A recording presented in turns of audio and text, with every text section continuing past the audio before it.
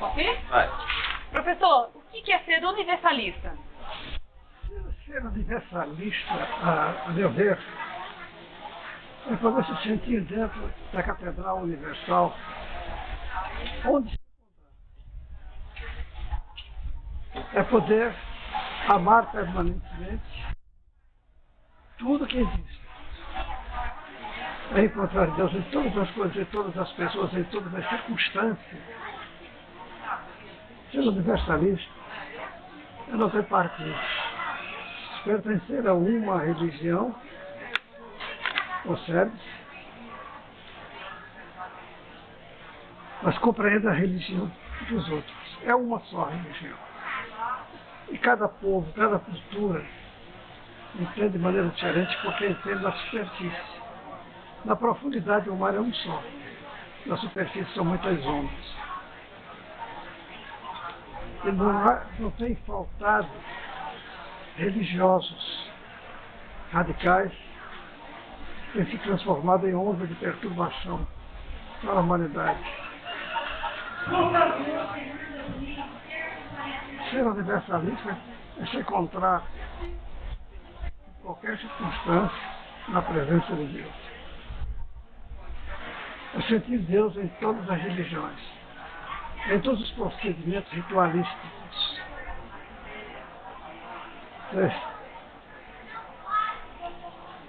Ser espiritualista, universalista, é cultivar o amor.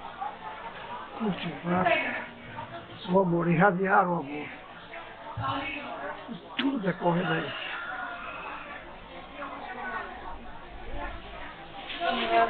Professor, qual a importância da devoção no caminho espiritual?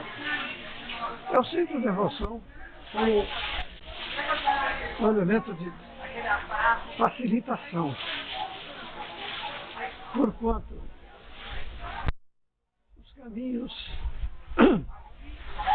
do coração são muito mais diretos, muito mais alcance de qualquer um. Só é preciso que o devoto não se transforme em fanático.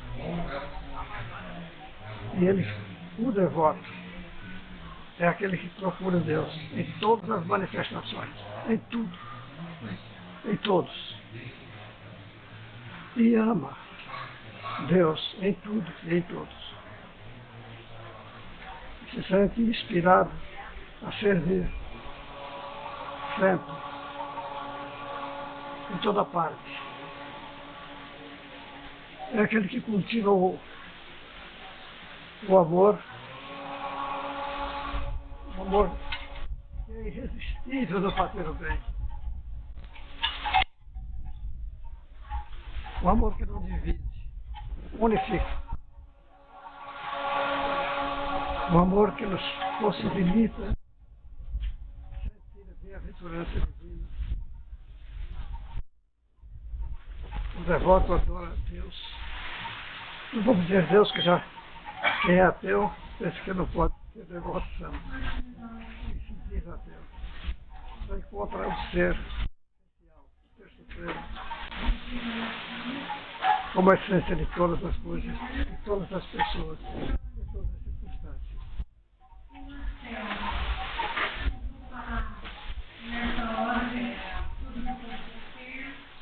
Quais os pontos mais importantes da mensagem do universalismo?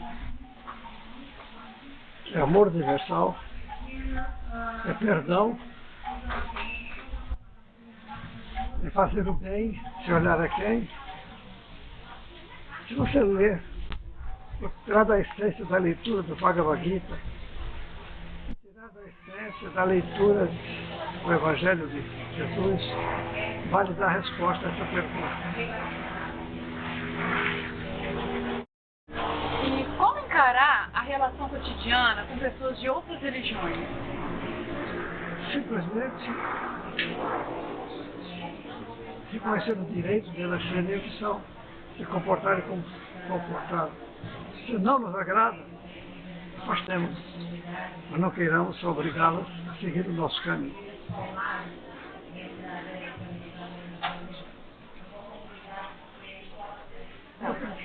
no princípio, no vale,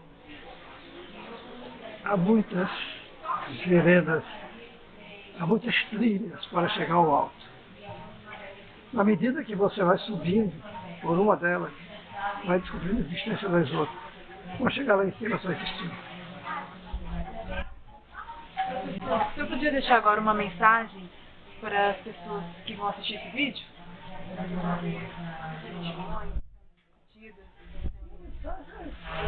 Sempre que Deus em mim, saúde, Deus em você que me ouve. Você se espera servir Deus em você, Deus em mim, procura amar Deus em você. Deus em mim vai ficar muito feliz. Todos conseguirmos superar a diferença das tribos e vivemos na unidade que transborda nos corações.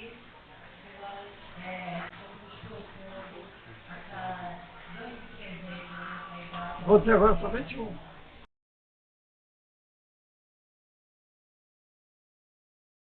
A primeira vez que eu escutei os hinos védicos foi em 96, quando minha abençoada mãe me levou até a Índia. E naquele tempo eu não cantava os Vedas ali no salão principal, né? No Sai Kurban Hall, desculpa, aconteceu.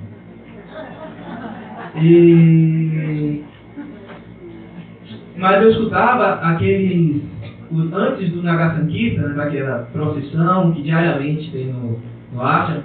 O primeiro que sai em procissão são os estudantes, os brahmanas e tal, que sabem os hinos védicos. Eles saem lá e ela escutava lá de dentro do salão aquele som, que é um som intrigante. Nossa amiga falou, a Ivana, que sentiu o coração dela um chamado através desse som, e é um som muito que te passa, no mínimo te passa uma noção de ancestralidade, que isso aí é bem antigo, isso aí agora não. Primeira coisa que... E em 96 eu tive esse contato, mas não tinha, eu muito jovem, não tinha aquela autonomia de ir atrás, de procurar fita cassete, que na época tinha um de fita cassete lá para vender. Eu só trouxe 2 fitas cassete, mas era só de base, não era fita cassete dos mantras védicos. Tudo bem, dali, 10 anos depois, em 2006, eu regresso à Índia, dessa vez sozinho, né? Meio ressabiado, meu inglês bem capenga. Aí um amigo meu falou assim, rapaz, vamos, você vai para a saída, as portas se abrem. Eu assim, mas fui, aí eu peguei aquela coisa, encontrei 2 meninas do sul, lá em São Paulo, que estavam indo para lá também. E aí, só que chegando no Ashram, eu estava conhecendo essas senhoras e tal, gente finíssima, mas lá tem que separar, né? Elas foram para o quarto e eu fui para o shed. Né? E sozinho, o Ashram estava cheio, e quando eu fui em 96, não era aquela coisa, né? Tinha alguns prédios ali perto do refeitório ocidental, mas a partir dali não tinha nada. Dessa vez já tinha um shed que eu fui, era lá. E eu fui para o shed, chegou lá no shed, olhei aquela coisa, um cara de meio de cama, aquela cama armadinha, pá, varal para todo lado. Aí eu sentei na cama, fui no banheiro, voltei para a cama, falei, rapaz, isso era de tarde. Aí eu falei, vou pro Darshan. Deixei a sacola lá, já estava com a camisa branca, e fui pro Darshan. Falei, rapaz, aí caminhei para chegar no salão. Aí fui andando, puxa, tô de volta, tudo diferente e tal. Aí fui pro Darshan, chegou lá, não peguei mais fila, tentei atrás, mas quando o som chegou com aquele néctar, meu Deus e tal. Aí naquele momento eu ainda tive um pedido, falei, Swami, se puder escolar um quartinho para mim, e aquele chefe está muito longe. Aí tive o Darshan inicial, de longe nativo, e aí voltei para lá, para o shed. Quando eu tô chegando no shed, tinha um camarada, um galego na frente, que é Sairan, você tá onde? Aí eu falei, é Brasília. Aí por Brasília, eu tenho um amigo brasileiro, que é Thiago Léo. Poxa, Thiago Léo. É nós, é nosso, é no inglês, um cara chamado Jeffrey, se não me falha a planilha. Eu vou localizar tudo, né? E aí era porque vamos pro quarto, vamos juntar no quarto, eu tô aqui no chat também, eu falei, pô, só alegria. E aí a gente foi lá no accommodation não rola não, né? Dois homens só, não. Homem tem que ser 3 no mínimo. Mulher tem 1, 2, mas homem tem que ser 3, né? Pode tomar atrás. Mas a gente voltou no chat e encontrou um camarada chamado Caju, show, foi assim, show. Era um camarada oriental que era uma personalidade fantástica, conversava, aquela vez não entendia nada. Ele falava com a gente, falava comigo no quarto, eu não entendia, mas era uma grande personalidade.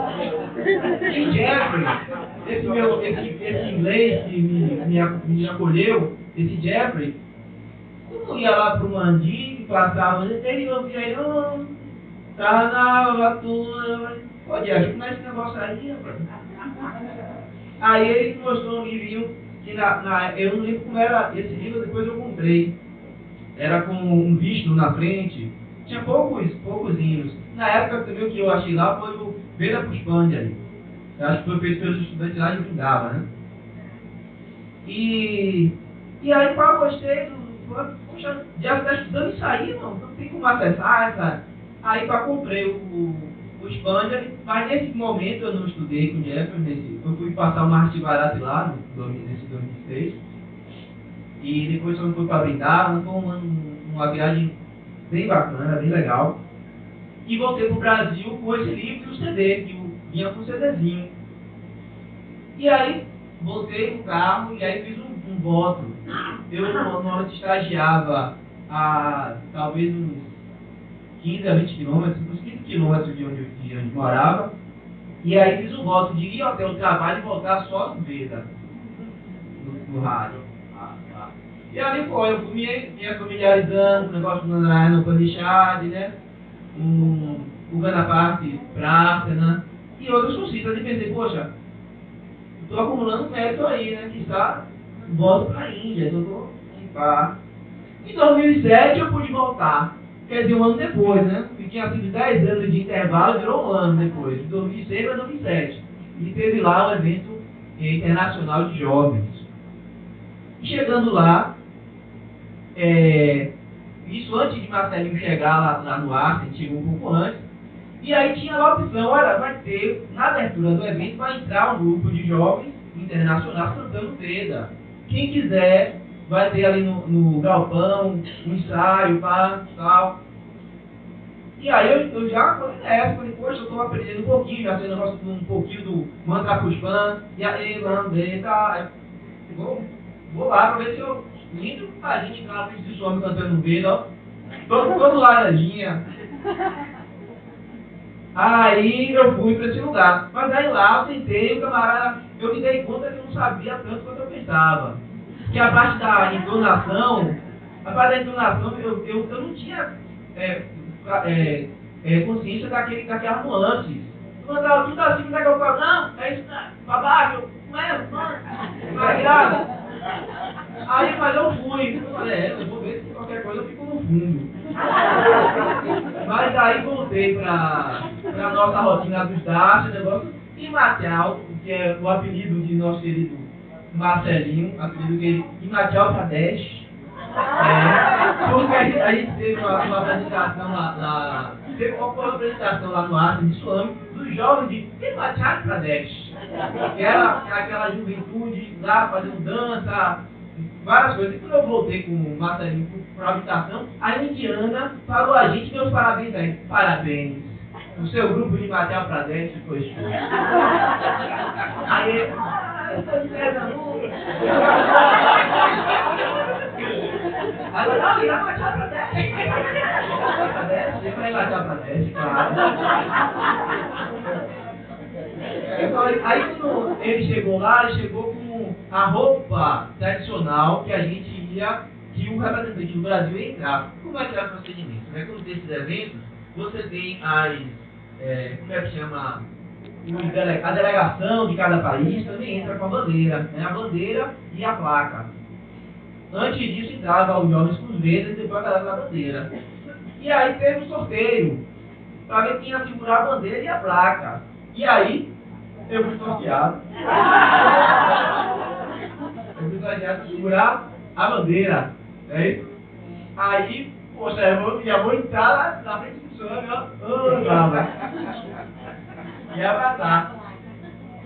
E aí eu falei, então, peraí, vou entrar segurando a placa, não vou entrar para dar comida, mas o Marcelo Prazeres, que a princípio não ia entrar, acabou entrando também comigo, eu e ele, o Marcelinho segurando, era Blackberry, né, Blackberry, e eu era o Blackberry. E aí também já pegou essa parceria védica ali, Marcélica e védica. E a partir daí, meu querido Imatel também avançou muito mais no estudo dos Vedas e eu continuei ali na cola dele também, tentando aprimorar um pouco mais. Essa foi só E essa viagem de 2007, em verdade, eu digo, é bom ressaltar, foi de muitas bênçãos. Né? Eu também atribuo isso, talvez, um pouco do empenho que eu tive em acessar os Vedas, né, e tal. Então depois a gente ganhou aí a túnica de Swami, né, que podia ficar bem pertinho dele lá dentro do templo, com outros poucos jovens ali no pezinho dele e tal. Então foi muita bênção. Mas dito isso, feita essa introdução, só para que vocês conheçam um pouco mais desse meu contato com o Veda, como ele aconteceu, eu passo agora a tratar do assunto que eu fui incumbido. Né? Eu me fundamentei essa fala no seguinte livro, sobretudo nesse livro aqui, né, que é o Dhyana Varnini, traduzido como Fluir da Meditação. Né? Vou falar sobre os vasanas, mas vou falar mais como é que chama? Na pronúncia Vasana. Vasana. Vasanais, Vasanais.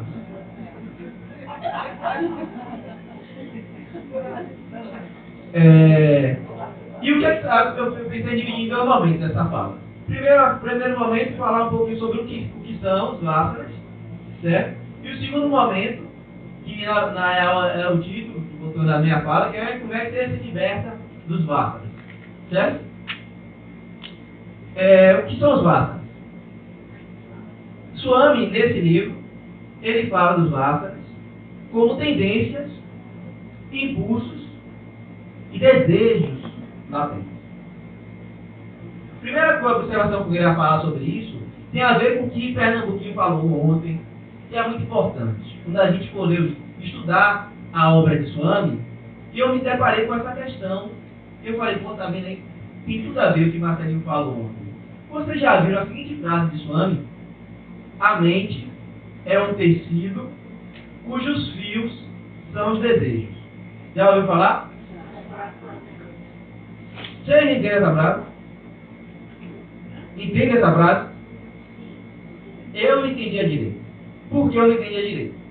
Estou dirigindo para a faculdade. Estou desejando alguma coisa? Assim, sentindo forte da palavra desejo, não estou desejando, estou cantarolando, dirigindo. A mente está ali? Tá, me parece. Eu estou explicando a princípio qual é a minha dificuldade com essa frase.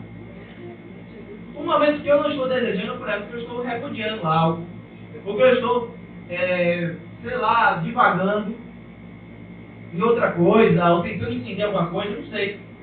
A presença do desejo não me parecia algo que me parecia o seguinte: a mente pode estar presente, embora não esteja efetivamente desejando nada. Vai.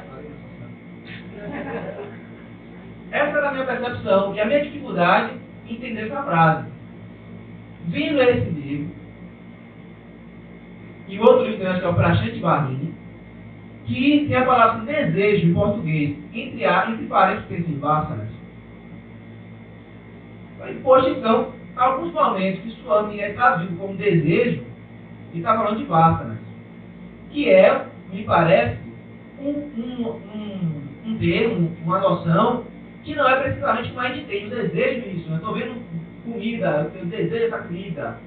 É uma coisa mais sutil, mais poderosa e que está de uma forma que você nem percebe que você está manifestando ele. Mas ele está ali, subjacente. Algo inconsciente, exato, que está no plano de fundo. E aí sim, nessa perspectiva, para mim faz muito mais sentido. E nesse texto, você fala assim, ó, nesse aqui, ó, no meio da página, mas vocês pegarem e olhar lá. A mente é um feixe de impulsos, de desejos, de vassas. Então, a mente é composta de desejos latentes, não necessariamente desses desejos expressos, né? Que a gente, nem que a gente tem consciência que tem esses desejos, que muitas vezes a gente nem tem consciência.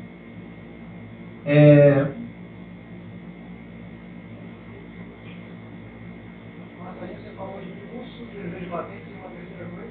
Tendências. Então, essa é a primeira observação que eu ia fazer. Então, a gente realmente tem que ter cuidado, quando a gente vê a obra de Swami, viu um termo, uma frase que a gente não entendeu. Eu nunca tinha me atinado para isso. Talvez se eu buscasse no texto lá, em Télogo, ou o termo que ele usasse em Sanskrit, eu pudesse ver que naquele contexto ele pode ter falado que a mente era um tecido de fios, que esses fios são desejos mais profundos, desejos do inconsciente, desejos que estão ali, que a gente não se dá nem conta.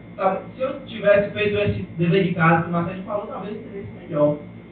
Mas o ponto é o seguinte, pragmaticamente falando, também tem esse aspecto dos vasos. A gente pode identificar que qualquer desejo reincidente, um desejo nocivo que a gente quer se livrar, mas que ele volta e a gente vai assim, poxa, cai de novo. De novo, meu pai. Provavelmente é um vaso. Swami, nesse texto, nesse livro, ele fala o seguinte, que os vasanas eles mobilizam lembranças de prazeres que sacodem nossa mente e faz com que a gente queira revivê-los. Então, a gente está no... Ele não fala isso aqui, mas eu pensei, poxa, o vasana trabalha no sentido de lembrar de algo e te esquecer de outra coisa, que é, às vezes, a consequência negativa daquele desejo. De qualquer forma, essa maneira que o senhor me fala que o Vassana atua na gente. Ele mobiliza lembranças de prazeres. E essas lembranças, elas mobilizam a gente a buscar revivê-los. Certo? Só que tem uma coisa interessante nesse livro também. Que o senhor me fala de 3 tipos de Vassana, esses impulsos. Veja como é interessante. O primeiro tipo que ele fala é o impulso físico. O segundo, o impulso intelectual. E o terceiro, o impulso impuro. E você veja como é que os exemplos que ele dá. Ele fala assim, um Vassana físico é o quê? É você querer estar sempre bonito, musculoso, forte. O Vassana intelectual é você mesmo querer se destacar intelectualmente. Querer mostrar que sabe mais, querer ter suas ideias bem colocadas, bem postas socialmente e tal. E o impuro, ele fala que é o desejo da glória, do poder, do desejo do poder, da glória.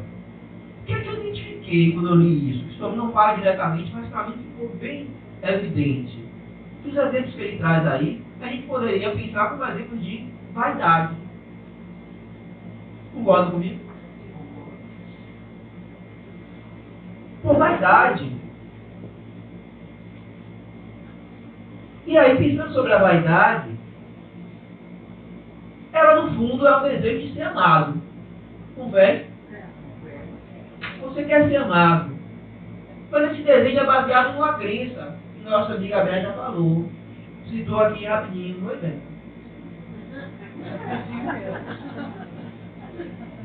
A gente talvez possa pensar nessa crença, uma das formas que Beth também falou, é eu acreditar que eu não mereço ser amado. Porque como eu sou, eu preciso ser outra coisa. Eu preciso mostrar um poder, eu preciso mostrar uma beleza, eu preciso mostrar uma inteligência para ser amado.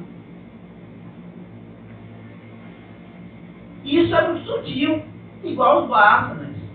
Esse desejo de ser amado está por trás das ações que a gente está fazendo, que a gente nem percebe. Eu estou indo para tal lugar, para realizar tal coisa, para me tornar tal coisa, para poder ser amado. Então, procuro uma profissão, procuro um relacionamento, várias ações da nossa vida estão pautadas nessa crença e nesse desses vásanas. Então isso me fez pensar, poxa, realmente, essa exposição de Swami, dessa forma, me levou a pensar nisso. Os vásanas como essa base de crença e que mobiliza desejo de ser amado.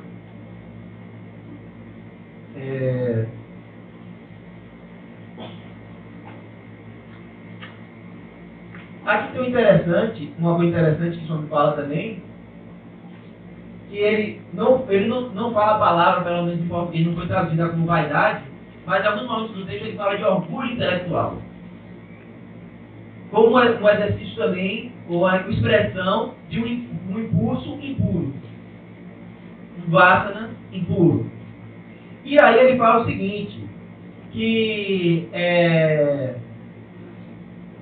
esse orgulho se manifesta também nas religiões, quando você critica a religião alheia. Aí é uma coisa interessante que ele fala o seguinte, mesmo que isso tendo a ver, em alguma medida, com sua relação com Deus, e deve ser considerado um vasana impuro. Né? Então, independente de você pensar, uma expressão religiosa, critica os outros, mas é válido. Não. Se critica os outros, se fala dessa forma, é um vasana impuro. Isso deve ser classificado como tal. Mas outra coisa que ele fala, poxa, e uma coisa que me ocorreu também lendo isso, que foi uma coisa que a colega falou aqui também, Fernanda, que a gente pode cair também no orgulho de saber cantar os hinos velhos. Copiou? Não é isso? Então não é um perigo. Eu sei o Shivopassa, não sei o que. Fulano ali tá assim, ó. Quando canta o dele não sai. Vai, é óbvio. Sai. Então a gente corre esse risco, a gente tem que estar atento. Então, a gente, ao lidar com os Vedas, tem que estar atento para esse risco do orgulho intelectual. E tem uma coisa muito interessante também, que ele fala o seguinte, estudo sem prática também é expressão de um impulso. É uma manifestação desse orgulho, naturalmente. Pois não? Tipo, isso foi falado em um dos estudos aí do grupo do Vedas, que na época da Carlinha, que quando não sai, não consegue pronunciar a palavra, pode também ter um impulso negativo que nós temos, não é? Que não sai a palavra, porque a gente tem algum bloqueio interno. Eu não tenho conhecimento não, mas um bloqueio psíquico que te impede de falar da determinada palavra. E quando você vê o significado da palavra, talvez remete àquela coisa que está te bloqueando. É um exercício interessante. Para cada um que estiver estudando os Vedas, se estiver emperrado com algum Veda, algum termo, uma palavra, vai ver a tradução e ver se... Exato. Vai ver se alguma coisa ali que você não está bem resolvido, né? É uma boa dica. Aí tem uma personalidade aqui ó, Jales. Ele fala aqui também do nosso amigo Bharadwaja. Copiou? Aí ele fala o seguinte, quando ele fala aqui, ele fala que o estudo sem prática é um impulso impuro, aí ele fala assim, o sábio Bharadwaja passou 3 vidas estudando os Vedas. Quando chegou na 4ª vida, ele foi começar a estudar de novo. Aí Deus não... Peraí, Bharadwaja. Aí Indra. Na 4ª, velho. A Indra apareceu pra ele. Tá aqui, gente, olha. A Indra apareceu pra ele e falou, irmão, passou, aí o senhor me fala, a Indra apareceu, passou pra ele o conhecimento da meditação mesmo. Ele se dedicou à meditação. Se você se lembrar, o nome do livro é Fluir na Meditação. O Bharadwaja foi meditar, a gente foi botar em prática o que estava estudando, na forma de meditação, e aí beleza. Depois de tanta vida e tal, tornou Bharadwaja, né? Bharadwaja Rishimo.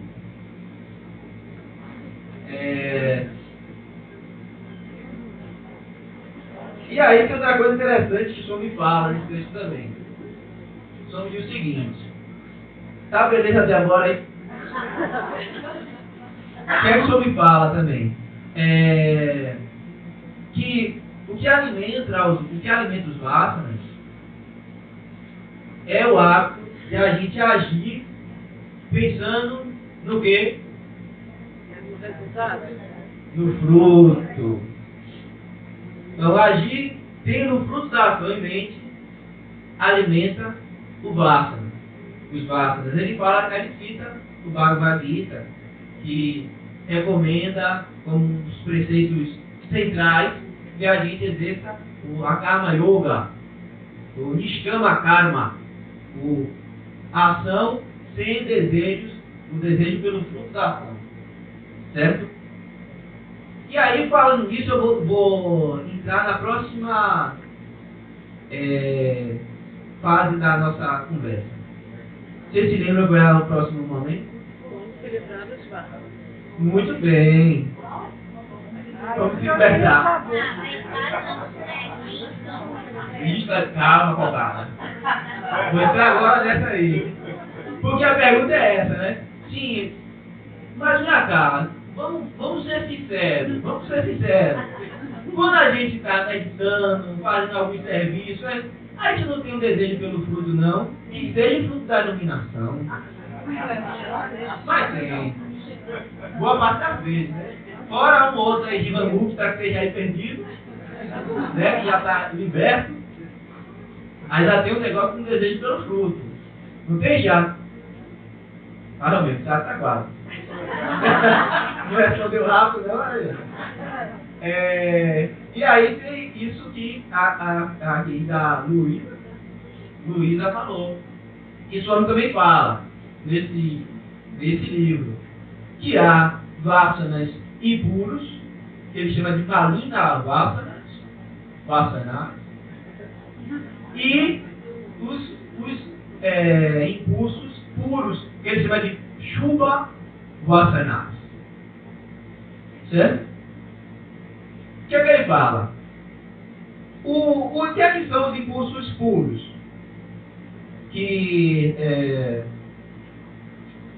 por exemplo, o desejo da iluminação. A gente nutrir o desejo pelo satsanga. O desejo por fazer seva. Aí ele fala que esse vasana, ele é como uma semente torrada. Que também tem essa analogia do vasana como uma semente, algo latente, um desejo latente que se manifesta, né, em determinados momentos. Então, esses vasanas, eles são como sementes torradas, que não se manifestam no sentido de aprisioná-lo, mas é uma semente que tende a torrar e te libertar. Certo?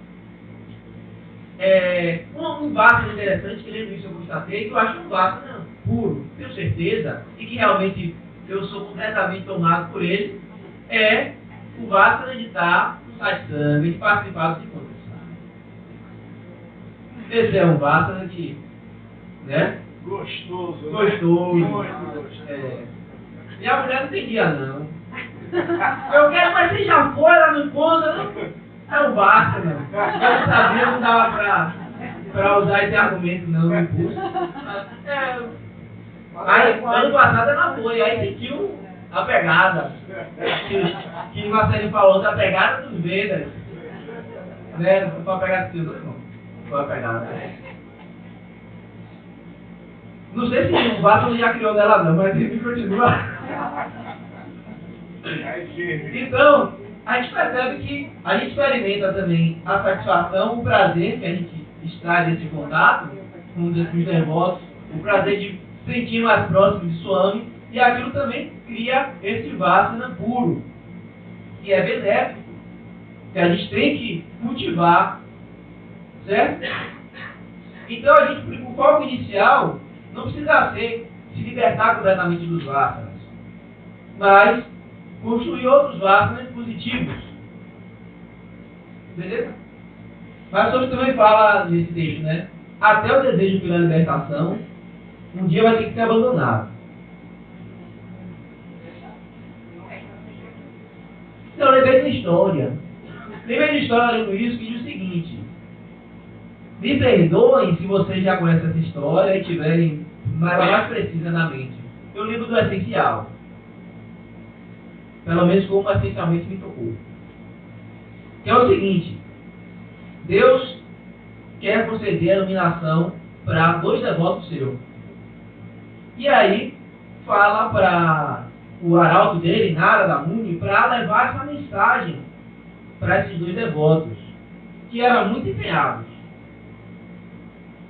Um desses devotos estava em meditação há muito tempo. Ó, nada.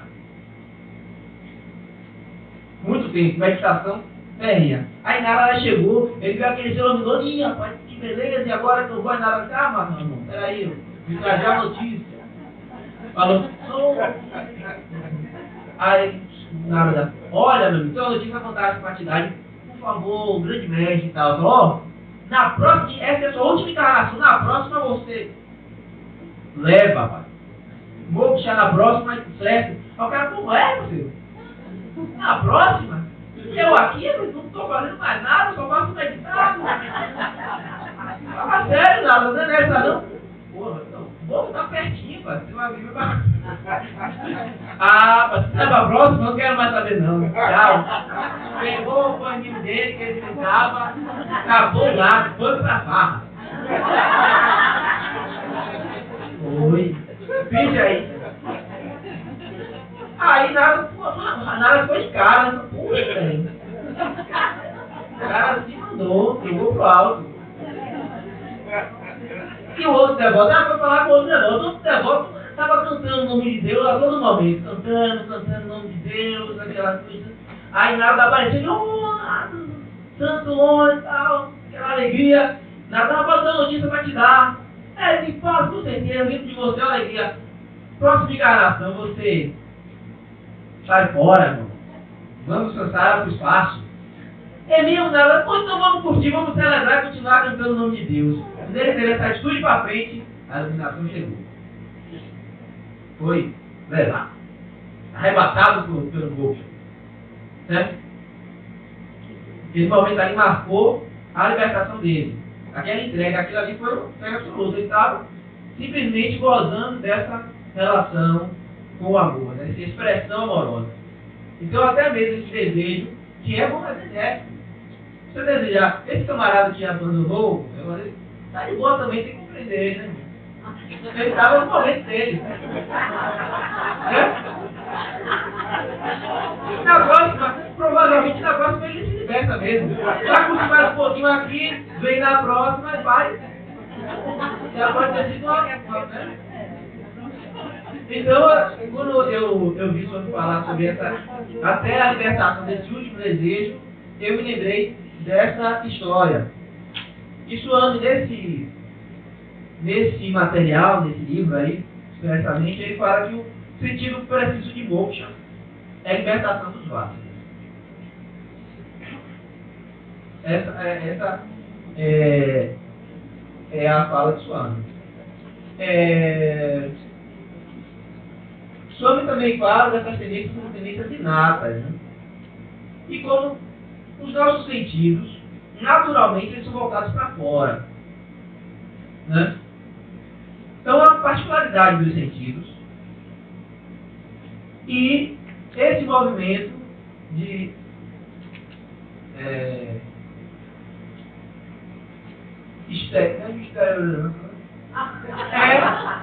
o que fundamenta os vasos, certo? Então, tem algumas práticas que a gente pode utilizar para também contrapor esse movimento. Essa agitação que os vasanas fazem, trazendo as lembranças, impulsionando os desejos, é o que deixa a nossa mente cheia de vritis, né? A gente tem lá no Yoga Sutra de Patanjali, né? Yoga Chitta Vritti Nirodha, né? O yoga é a cessação dessas flutuações mentais, dos vritis, né? Então, essas tendências naturais podem ser contrapostas, né, para o cultivo de tendências mais puras, através de algumas práticas, como também nesse Wilson me fala do Ekagrata. Não fala assim não, a pronúncia é outra. Ekagrata. Que é a atenção unidirecionada. Então, esses Vasanas que mobilizam a nossa mente, esses sentidos também que são colocados para fora, para essa diversidade, e a mente ela faz associações automaticamente, associações com base nessas lembranças de prazeres e na expectativa de prazeres de futuros, com base nessa crença de que a gente precisa fazer algo para ser amado. Então a mente faz inúmeras associações a todo momento. E essa prática do Ekagrata, uma coisa assim, é com concentração, vamos simplificar, de focar a mente em um ponto, já é algo que se contrapõe a esse movimento natural. Um outro exercício que pode ser feito também, e que dá para se deduzir também por uma passagem aqui do texto, só me fala o seguinte: a energia vital se move em função do impulso, e os impulsos operam devido à energia vital. Aqui ele está fazendo uma associação entre prana e vasana, certo? Então, o prana também segue a mente. Então, nossa respiração, naturalmente, ela não é regular, né? Ela vai passar irregularidades em função dos desejos, das frustrações, dos movimentos mobilizados pelos vasanas. Então, uma forma também de você tomar consciência disso e poder cultivar outros vasanas é prestar atenção na sua respiração, equilibrar a sua respiração, fazer o conhecido pranayama, né? Ritmar a sua meditação de uma forma consciente. Então, aquilo que está no campo do inconsciente, no campo que é determinado por esses vasanas, essas tendências que a gente não tem nem consciência, a gente vai trazer isso para o campo da consciência e vai poder cultivar conscientemente bons vasanas, certo? Um outro exercício é, naturalmente, pensar que esses movimentos da mente, dos impulsos presentes na mente, né, fundamento a mente, os movimentos da respiração, também naturalmente vão mobilizar o nosso corpo. Então, o nosso corpo vai buscar isso, vai buscar aquilo, o nosso corpo vai reagir de forma afinada com esses impulsos também. Então, outra forma é o quê? A gente buscar o asana. Certo? Você buscar a estabilidade e o conforto do seu corpo de uma forma que ele possa estar aqui e agora, sem estar submetido a esses impulsos. Então, veja que... Praticando yoga, então. Práticas tradicionais do yoga. São práticas que promovem o cultivo de bons vasanas e tem como um destino final moksha. Certo? Então, asana, pranayama, o dharana, que é a concentração, né? O próprio dhyana, que é a meditação, e, naturalmente, os valores humanos, né, que estão ali expressos no yoga a partir dos yamas e niyamas, valores morais, valores éticos, como Berta falou, a gente tornar pessoal os valores que são universais. Então, com isso, a gente desenvolve bons vasanas, ou Shubha Vasanas, certo? No entanto, Swami fala aqui nesse texto também, fala o seguinte, que montanhas serão movidas e os vasanas vão ficar lá. Mas, com empenho, persistência e vontade, você consegue, até mesmo rápido, sem muito, sem precisar de tantas vidas, numa vida só. Mas tem que persistir, né? E exercitar a vontade. Também no Prashanti Varhini, o Swami faz uma contraposição entre desejo e vontade. Eu já tinha visto essa essa contraposição em Sri Aurobindo, falando também dos Vasanas. O Vasana como um desejo e a vontade como algo que tem outra qualidade. Então, um fortalecimento da vontade e a persistência.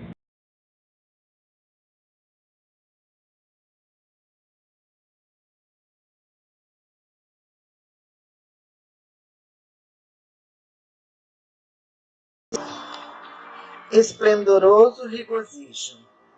Texto escrito por Tiana em 19/2/2007 e compilado por Heloísa Quenteca. Falar a respeito de Deus não é uma tarefa fácil para mim, pois sei que Ele é a própria palavra, a própria ação, enfim, tudo. Sei que sou apenas seu instrumento. É Ele quem determina o que devo, como e onde fazer. Só que, na verdade, desejaria ser a verdadeira expressão de sua essência, deixando fluir as mais lindas e doces palavras, traduzindo a magnificência que é estar diante do Senhor do Universo, nosso amado Sri Satya Sai Baba. Às vezes, sinto como se ele penetrasse em minha essência, fazendo experimentá-lo em todas as minhas células. Como poderei dizer-lhes o que é realmente sentir Deus? Eu o sinto, acreditem, e é maravilhoso. Há momentos de tão profundo amor que todo meu ser se regozija.